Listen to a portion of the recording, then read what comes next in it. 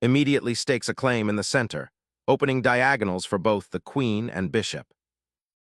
Securing a pawn stronghold on d5 with this fundamental setup lays the groundwork for a solid defensive structure.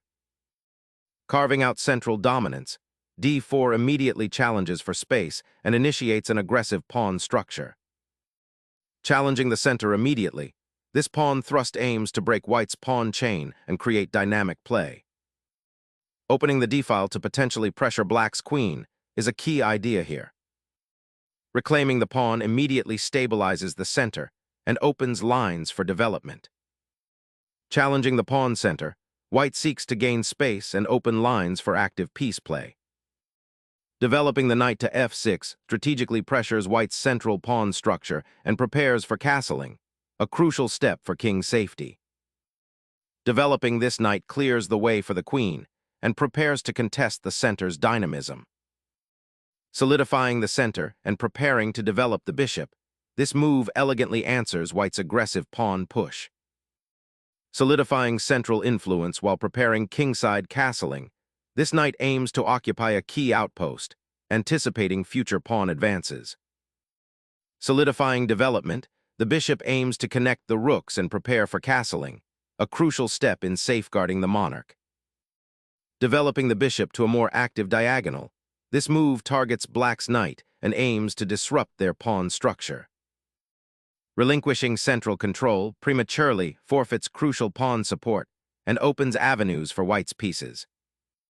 Clearing the diagonal allows for future queen pressure, while the pinned knight on f6 becomes a strategic target. A crucial castling maneuver now secures the king, preparing to contest the central files with renewed purpose.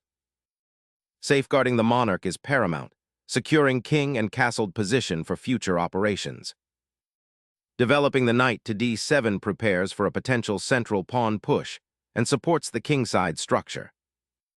Centralizing the queen prepares for potential pawn pushes on the queen side and supports a smooth transition into the middle game. Unleashing the knight towards the queen's side, a calculated gambit to disrupt white's centralized pawn structure and potential outposts. Shifting the bishop to b3 creates a diagonal threat and potentially opens lines for further pawn advances. A prudent repositioning to secure the knight's retreat and offer the bishop improved defensive support. Asserting pressure on the d-file now becomes white's primary objective, aiming to disrupt black's pawn structure. Positioning the bishop to the queen side and potentially contest the c-file creates active counterplay. This knight boldly infiltrates, aiming to disrupt black's queenside harmony and potentially target the vulnerable b6 outpost. Centralizing the bishop offers excellent diagonal influence and prepares for pawn pushes, while also inviting tactical skirmishes. Reinforcing the central tension, this bishop repositions to a more active diagonal, potentially eyeing kingside threats. The knight redeployed to d7 aims to support the e5 square and potentially eye the queenside. Fortifying the king's flank, white prepares for central pawn advances or piece maneuvering. Unburdening the queenside pawn structure, black initiates a simplification that clears the way for potential rook activity on the d-file. Opening the d-file creates pressure, but abandons central pawn control, potentially leaving white's king exposed later. Challenging the bishop on f4 immediately disrupts white's attacking setup and frees the king's path. Pressuring the f7 square, this gambit offers a sharp tactical assault, prioritizing initiative over material. Protecting the kingside pawn structure, though this also slightly hinders the bishop's diagonal. Reinforcing the bishop's influence on the long diagonal opens up the path for further queenside pressure and better coordination. Reclaiming the queenside, this maneuver ignites potential tactical clashes and challenges white's central grip.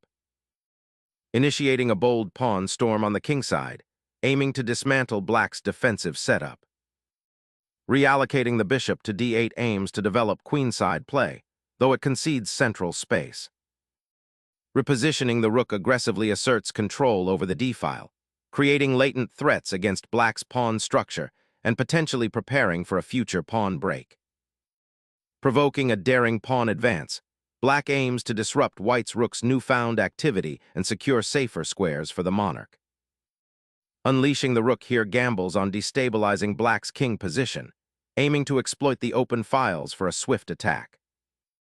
Exposing the king by pushing the f-pawn invites immediate tactical complications on the king side.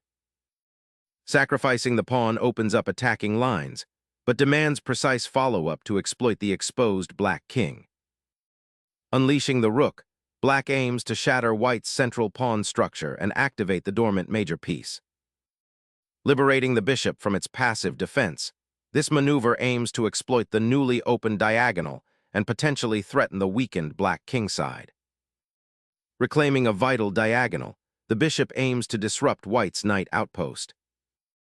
Unleashing a mating attack by sacrificing a rook to expose the black king's defenses.